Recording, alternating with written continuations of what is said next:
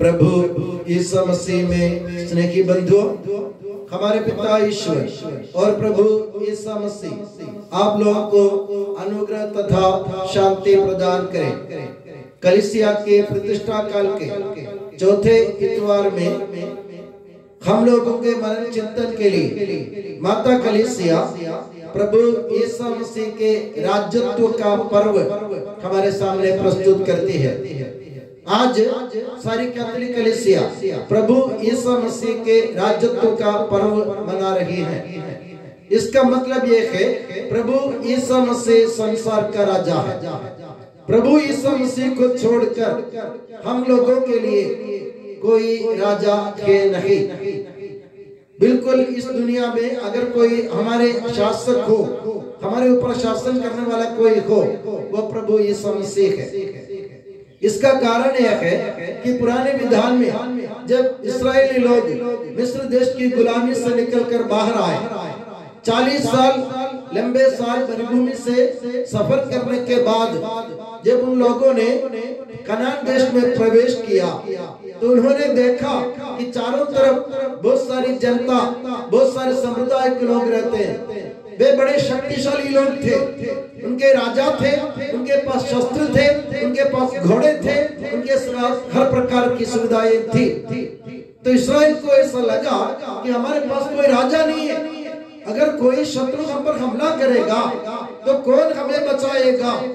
उस जमाने के हिसाब से कोई राजा के बिना अगर कोई प्रजा रहती हो तो उस पर कोई भी हमेशा हमला कर सकता था। इस्राएल को डर लगा तो इस्राएल ने सामुएल से, उस दिन के जो नबी थे, उनसे अनुरोध किया, हमें एक राजा की जरूरत है। सामुएल ने सपाट मना कर दिया कि इस्राएल के लोगों के राजा प्रभु ईश्वर है, प्रभु ईश्वर को छोड़ और कोई इस्राएल पर शासन नहीं कर सकता।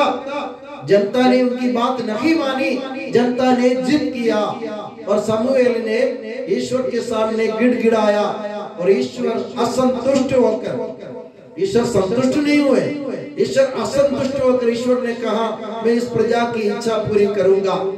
और ईश्वर ने साउल को उनके राजा के रूप में उन्हें प्रदान किया और उसी दिन से इस्राएली लोग राजा साउल के शासन में रहने लगे। मगर बाद में क्या हुआ, राजा साउल इतने बेकार निकले कि इस्राएली लोगों को सताते थे, प्रभु के खिलाफ काम करते थे और उनके सारे प्रभु की आज्ञाओं का उल्लंघन करते हुए राजा साउल इस्राएल और अपने लिए कुकर्म करते हुए ईश्वर के सामने अपराधी बन गए और ईश्वर ने साउल को अपने राज्य से हटा दिया। और ईश्वर ने फिर लोगों से कहा इस्राएल के राजा मैं हूँ, मेरे अलावा कोई राजा नहीं होगा। इस्राएल की प्रजा नहीं मानी और बाद में बहुत सारे राजा आए और इनमें से कोई भी इस्राएल का उद्धार नहीं कर सका। आखिरी में प्रभु ईश्वर ने अपने पुत्र यीशु मसीह को, जो दुनिया का राजा है, इस दुनिया में भेज दिया और यीशु मसीह आए।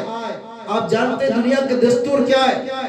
आज के पुराने जमाने के हिसाब से सोचो, राजा अपनी प्रजा पर निरंकुश शासन करते थे। राजा अपने प्रजा से अपनी प्रजा की सेवा लेते थे, अपनी प्रजा को सताते थे। राजा प्रजा के लिए मरते थे, प्रजा राजा के लिए मरते थे, लड़ते भिड़ते थे और इनके सारी संपत्ति राजा हड़प लेते थे। राजा की सुख सुविधा के लिए प्रजा को तकलीफ उठानी पड़ती थी। और आज के जमाने में देखिए, हम अपने नेताओं को चुनते हैं। अभी हमने अपने मध्य प्रदेश में चुनाव हुआ था, हमने मोहर लगाकर अपने नेताओं को चुनने की कोशिश की और ये नेता बनने के बाद क्या करते हैं, वे लोग हमको सताते, हमारे खर्चे पर जीवन बिताते हैं, हमारी बात नहीं सुनते, हमारी तकलीफ उनको नहीं दिखती, हमारी समस्याओं का निवारण नहीं होता। और जब कोई समस्या आ जाती है या सरकार के खिलाफ, किसी के खिलाफ हमें धरना प्रदर्शन करना होता है तो नेता लोग हम लोगों को उकसाते, हम लोगों को काम में लेते और हम लोगों को धकेल देते आगे और वे पीछे खड़े रहते। आपने कभी देखा किसी नेता को इस सड़क पे मार खाते हुए? आपने कभी नहीं देखा होगा। और जनता को आप जरूर देखते हैं जो मार खाती है। किसी ना किसी पार्टी के नेता के नाम पर सड़क पे उतर के जनता मार खाती है, पुलिस की लाठी खाती है, और नेता पीछे खड़े रहते, महलों में रहते हैं, उनके बच्चे विदेशों में पढ़ते हैं, उनके पास सब प्रकार की अमानत है, उनके पास सब प्रकार की सुख सुविधाएं हैं, जबकि जनता जो उनको चुनती है वो निरालंब हो जाती है। ये दुनिया का दस्तूर है।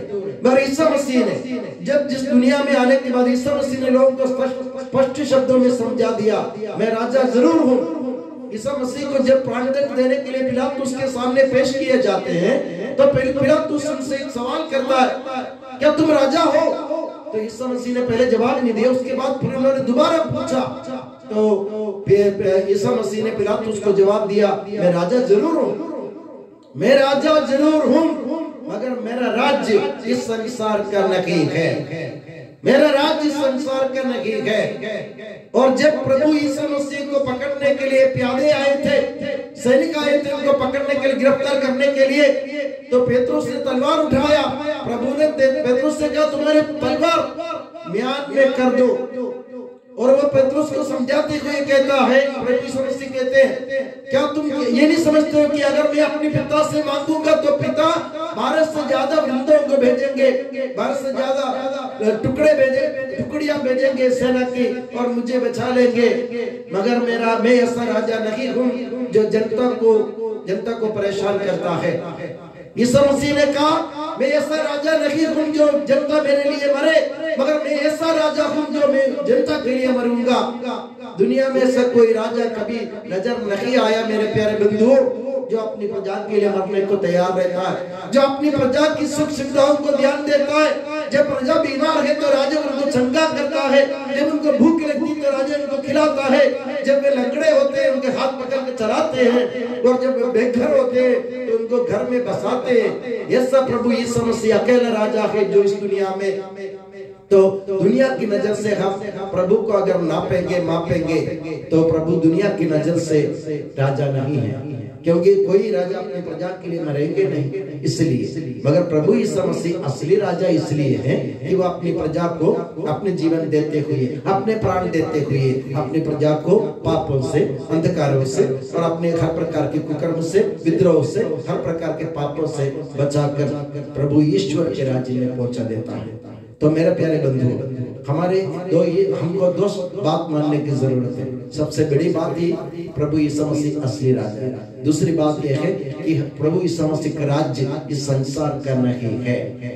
हमें आने वाले राज्य, आने वाले उस संसार यानी ईश्वर के राज्य की प्रतीक्षा करनी होगी।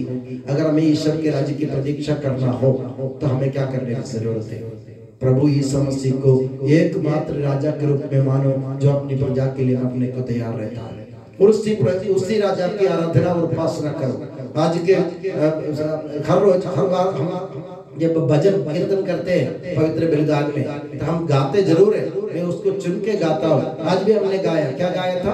आस न रखो राजाओं पर और न किसी भी मानव पर, जानो तन से प्राण निकलते, ये सब मिट्टी में मिल जाते हैं। पक्की बात, मगर यीशु मसीह को जो कभी मरेगा नहीं, वो हमारे लिए मर गए थे और जी गए, और हम लोगों को मुक्ति प्रदान करने के लिए, हमको ईश्वर के राज्य में ले जाने के लिए, असली प्रजा के रूप में ईश्वर को प्रस्तुत करने के लिए प्रभु यीशु मसीह दोबारा इस दुनिया में आएगा, और हम सबको प्रभु के साथ में ले जाकर प्रभु पिता ईश्वर के राज्य में हमें बिठा देंगे। उसी उम्मीद के साथ हम रहते हैं, उसी उम्मीद की पूर्ति के लिए हम प्रभु से दुआ करें। और मैं दुआ करता हूँ कि प्रभु यीशु मसीह और माता मरियम आप सभी को हमेशा अपनी नियामत की छत्र छाया में सुखी और सुरक्षित रखे, पिता, पुत्र और पवित्र आत्मा के नाम पर आमीन।